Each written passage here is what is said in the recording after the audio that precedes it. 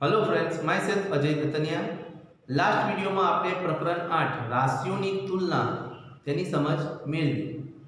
हवे आपणे प्रकरण 9 समय संख्याओं की समझ मेळवीशुं। तो समय संख्याओं की समझ मेळवता पहला आपणे अत्यार सुधी जे संख्याओनुं ज्ञान मेळव्युं छे तेने याद करी लईए एक वखत कि सौथी पहला आपणे प्राकृतिक संख्याओं विषे शीख्या हता कि प्राकृतिक संख्याओं की शुरुआत 1 थी थाय छे। 1, 2, 3, 4, 5, 6, 7 एम अनंत सुधी संख्याओं मेळवी शकाय छे। तो प्राकृतिक संख्याओं में सौथी नानी संख्या 1 छे। प्राकृतिक संख्याओं असंख्य छे। तेवी ज रीते आपणे पूर्ण संख्याओं की समझ मेळवी हती कि पूर्ण संख्याओं की शुरुआत 0 थी थाय छे।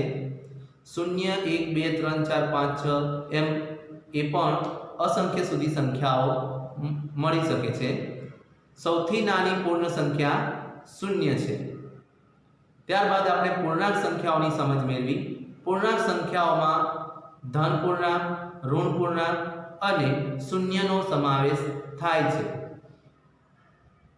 धन पूर्णांक छे ए शून्यनी जमणी बाजू आवेला छे। धन पूर्णांको पण असंख्य छे। ज्यारे शून्यनी डाबी बाजू ऋण पूर्णांको आवेला छे। ऋण पूर्णांको पण असंख्य छे। त्यारबाद आपणे दशांश संख्याओं अने अपूर्णांक संख्याओं तेनी पण समझ मेळवी लीधी छे।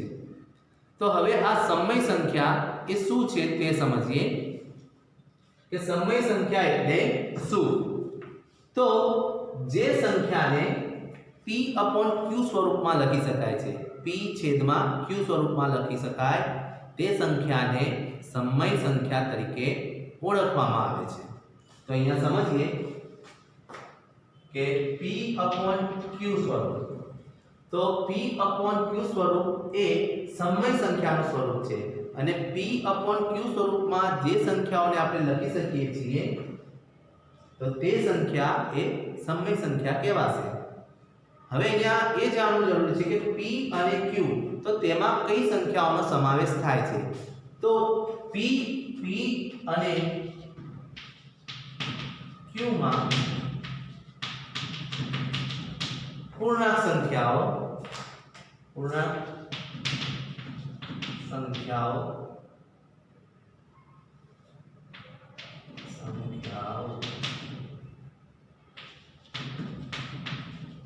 आवे छे। P અને Q માં પૂર્ણાંક સંખ્યાઓ આવે છે। P ની અંદર પૂર્ણાંકમાં ધન પૂર્ણાંક, ઋણ પૂર્ણાંક અને શૂન્યનો સમાવેશ થાય છે। જ્યારે Q છે એ Q ની અંદર ફક્ત ધન પૂર્ણાંક અને ઋણ પૂર્ણાંકનો સમાવેશ થાય છે। Q માં ક્યારે પણ શૂન્ય આવતો નથી, એટલે કે એના સમય સંખ્યામાં Q બરાબર નથી શૂન્ય। बराबर नहीं शून्य नो अर्थ शुं थशे कि Q ની જગ્યાએ શૂન્ય લખવાનો હોતો નથી। જો છેદમાં શૂન્ય હોય તો એ સમય સંખ્યા કહેવાશે નહીં। એટલે Q બરાબર નથી શૂન્ય અને P અને Q માં પૂર્ણાંક સંખ્યાઓ બધી જ આવી જશે। એટલે P ની અંદર તો ધન પૂર્ણાંક, ઋણ પૂર્ણાંક અને શૂન્ય આવે છે, પરંતુ Q ની અંદર ખાલી ધન અને ઋણનો જ સમાવેશ થાય છે। Q બરાબર નથી शून्य એટલે Q ની અંદર 0 નો સમાવેશ થતો નથી। અને P અને Q માં અહીંયા સંખ્યા દર્શાવીએ તો એ જે સંખ્યા છે એ સમય સંખ્યા કહેવાશે। તો એ સમય સંખ્યાની વ્યાખ્યા એવી રીતે આપી શકીએ આપણે કે જે સંખ્યાઓને P/Q સ્વરૂપમાં લખી શકીએ તે સંખ્યાઓને સમય સંખ્યા કહેવાય। P અંશમાં અને Q છેદમાં આવે છે। तो अहींया कोई एक संख्या लीजिए कि 4/5। तो 4/5 में P बराबर 4 અને Q बराबर 5। 4/5 आ एक समय संख्या लखी जेमां P बराबर 4 અને Q बराबर 5 છે। ત્યાર પછી આપણે અંશ અને છેદ, તો કે અંશ અને છેદ આ સમય સંખ્યાઓના અંશ અને છેદ કયા પ્રકારના હોઈ શકે તે સમજીએ। જેમ કે અહીંયા લખીએ કે 3/8 તો તેમાં અંશ 3 છે અને 8 છેદ છે, એટલે અંશમાં 3 છે અને છેદ તેનો 8 છે। તો 3 અને 8 એ બંને ધન પૂર્ણાંક છે અને ધન પૂર્ણાંક હોવાથી આ જે સંખ્યા છે બરોબર એને આપણે ધન સંખ્યા તરીકે ઓળખીશું। ત્યાર પછી કોઈક વખત અંશની અંદર માઈનસમાં પણ સંખ્યા હોઈ શકે છે અને છેદમાં ધન સંખ્યા હોય છે અને છેદમાં કોઈક વખત ઋણ સંખ્યા અને અંશમાં ધન સંખ્યા પણ આવી શકે છે। અંશ અને છેદ ક્યારેક બંને ઋણ પણ હોઈ શકે અને બંને ધન પણ હોઈ શકે છે। તો અહીંયા સમય સંખ્યાઓની અંદર જે આપણે સંખ્યાઓ દર્શાવીએ છીએ p છેદમાં q નું સ્વરૂપ હોય છે, તો એ p અને q નું સ્વરૂપ બંને ક્યારેક અંશ ઋણ હોય તો ક્યારેક છેદ ઋણ હોઈ શકે છે અથવા તો બંને સંખ્યાઓ એટલે કે અંશ અને છેદ બંને ઋણ પણ હોઈ શકે છે અને બંને ધન પણ હોઈ શકે છે। હવે સમાન સમય સંખ્યાઓ, તો સમાન સમય સંખ્યાઓ શું છે તો એ સમજીએ કે અહીંયા 1/2 લઈએ તો 1/2 કોઈ એક સમય સંખ્યા છે, મારે આની સમાન એટલે કે એના બરાબર સમય સંખ્યા મેળવવી છે। તો હું શું કરીશ તો અહીંયા 1/2 છે એના બરાબર 1/2 તેમાં અંશ અને છેદ બરોબર અંશ અને છેદને સરખી સંખ્યા વડે ગુણવા પડે। સરખી સંખ્યા એટલે અંશને પણ હું 2 વડે ગુણું અને છેદને પણ 2 વડે ગુણી શકું। જો 1 વડે ગુણું તો ફરી એનો 1 જવાબ આવે, એટલે હું 2 વડે ગુણું છું। તો અહીંયા અંશ અને છેદને સરખી સંખ્યા વડે ગુણવાથી 2 એકા 2 અને નીચે 2 દુ 4 એટલે કે 2/4 આવે છે। તો અહીંયા 1/2 અને 2/4 એ સમાન સમય સંખ્યા છે। 1/2 અને 2/4 સમાન સમય સંખ્યા છે। તો આવી રીતે આપણને કોઈ પણ સમય સંખ્યા આપેલી હોય તો એને સમાન સમય સંખ્યા મેળવી શકીએ છીએ। અહીંયા 1/2 એ ધન સમય સંખ્યા હતી, તો અહીંયા આપણે ઋણમાં આપેલી હોય તો એની પણ સમાન સમય સંખ્યા મેળવી શકીએ, જેમ કે -2/3। તો આની સમાન સમય સંખ્યા મારે મેળવવી છે તો -2/3 છે એને હું સરખી સંખ્યા વડે અંશ અને છેદમાં ગુણીશ। તો અહીંયા હું 2 વડે ગુણવામાં આવે બરોબર 2 વડે ગુણાય 3 વડે ગુણાય પણ અંશ અને છેદને સરખી સંખ્યા વડે જ ગુણી શકાય। તો અહીંયા આપણને જે જવાબ મળશે કે 2 દુ કે -4 બે માંથી એક સંખ્યા ઋણ છે એટલે -4 લખવાના અને 3 દુ 6 લખવાના।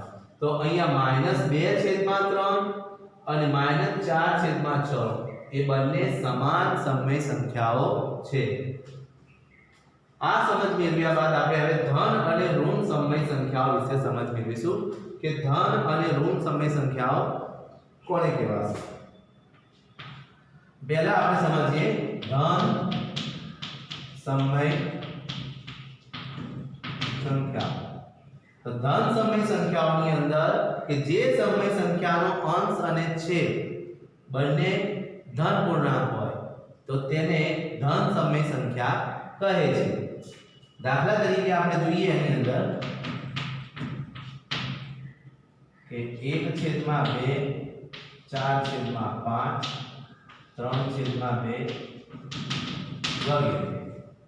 તો વગેરે સંખ્યાઓ એ ધન સમય સંખ્યા કહેવાય। હવે આપણે સમજીએ ઋણ સમય ઋણ સમય સંખ્યાઓ એની વાત કરીએ। ઋણ સમય સંખ્યાઓની અંદર આપણે ધન સમય સંખ્યામાં જે વ્યાખ્યા કરી એ જ પ્રમાણે કે જે સમય સંખ્યાઓમાં અંશ ઋણમાં આપેલ હોય, બરોબર, અંશ ઋણમાં આપેલ હોય અથવા એનો છેદ ઋણમાં આપેલ હોય, બેમાંથી એક સંખ્યા ઋણમાં આપેલી હોય તો તેને ઋણ સમય સંખ્યા કહેવાશે। એટલે કે અપૂર્ણાંક સંખ્યા આપણે દાખલા તરીકે સમજીએ કે -5/8 તો અહીંયા અંશ ઋણ પૂર્ણાંક છે, છેદ ધન છે, તો ઋણ સમય સંખ્યા છે। એવી રીતે -3/2 તો અંશ ઋણ છે, છેદ ધન છે, ઋણ સમય સંખ્યા। કોઈ વખત એવી રીતે પણ આપેલું હોય કે 4/-5 તો 4/-5 છે, અહીં છેદ ઋણ આપેલો છે, છેદમાં ઋણ સંખ્યા છે, અંશમાં ધન સંખ્યા છે, એટલે બેમાંથી કોઈ એક સંખ્યા ઋણ આવશે તો આપણે એને ઋણ સમય સંખ્યા તરીકે ઓળખીશું, બરોબર। તો એવી જ રીતે આપણે બીજી એક સંખ્યા લખીએ અહીંયા કે 8/10, બરોબર, અમે -10 લખ્યા છે, 8/-10 તો ઋણ સમય સંખ્યાઓની અંદર અંશ અથવા તો છેદ બેમાંથી કોઈ એક સંખ્યા ઋણમાં આપેલી હોય તો એ ઋણ સમય સંખ્યાઓ કહેવાશે, બરોબર। તો અહીંયા મેં દાખલા તરીકે લખી છે -5/8, -3/2, 4/-5, 8/-10। તો અહીંયા આ સંખ્યાઓ છે એ ઋણ સમય સંખ્યાઓ છે। ત્યાર પછી આપણે સમજીએ કે અહીંયા શૂન્ય પણ અંશમાં હોઈ શકે છે, તો શૂન્ય અંશમાં આવે છે તો એ સમજીશું કે એને કહીશું આપણે શૂન્ય સમય સંખ્યાઓ। શૂન્ય સમય સંખ્યાઓ, તો શૂન્ય સમય સંખ્યાઓની અંદર અહીંયા 0/2, 0/3, 0/-5, 0/-6, બરોબર, વગેરે સંખ્યાઓ। તો 0 અંશમાં હોય, છેદમાં કોઈ ધન સંખ્યા હોય અથવા ઋણ સંખ્યા હોય તો એને શું કહેવાશે? તો શૂન્ય સમય સંખ્યા તેને કહેવાશે। એને શું કહેવાશે? શૂન્ય સમય સંખ્યા કહેવાશે। તો અંશમાં શૂન્ય હોય અને નીચે પૂર્ણાંક સંખ્યાઓ આપેલી હોય તો એ શૂન્ય સમય સંખ્યાઓ કહેવાશે। અંશ શૂન્ય હશે, છેદમાં પૂર્ણાંક સંખ્યા આપેલ હોય તો એ શૂન્ય સમય સંખ્યા કહેવાય। અહીંયા સમય સંખ્યાઓને p/q સ્વરૂપમાં દર્શાવવામાં આવે છે। કોઈ એકલો પૂર્ણાંક હોય તે પૂર્ણાંકને પણ આપણે p/q સ્વરૂપમાં દર્શાવવો પડે। જેમ કે 5 આપેલ છે, અહીંયા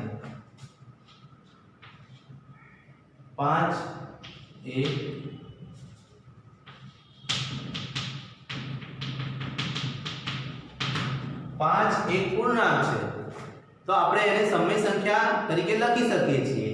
કેવી રીતે? તો કે અહીંયા 5/1 આપણે 1 લખી, 5/1, 5/1 લખી આપણે એને સમય સંખ્યા તરીકે દર્શાવી શકીએ છીએ। તો 5 એક પૂર્ણાંક છે, તેને આપણે 5/1 વડે દર્શાવી